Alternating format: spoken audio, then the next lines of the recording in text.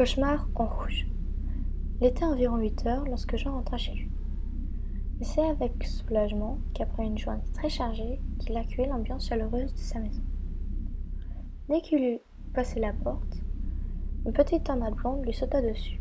« Papa, papa, regarde le joli dessin que j'ai fait !» dit sa mignonne petite fille Julie, dont les fossettes lui donnaient une apparence d'ange. « C'est très beau, ma chérie, » dit-il en prenant le dessin de l'enfant de 4 ans. « Je vais le mettre sur mon oreiller. » Puis il l'attrapa et commença à la chatouiller sous les rires ravis de sa princesse.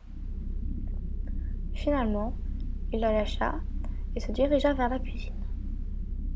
Au passage, il embrassa son fils de 2 ans qui gazouillait joyeusement dans son parc en mâchant l'un de ses jouets. Dans la cuisine se trouvait sa magnifique épouse qui, étant de dos, ne l'avait pas vu rentrer. Il l'attrapa par la taille et l'embrassa sur la tête.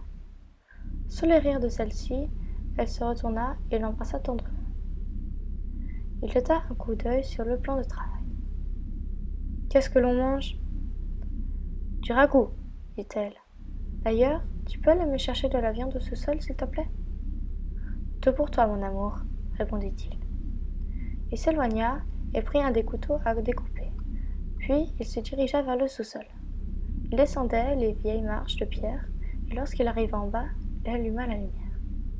Au centre de la pièce, dans une mare de sang, la jeune fille le regardait en tremblant de peur dans sa cage en métal. Jean la regarda, pensif. Aujourd'hui, ce sera la cuisse.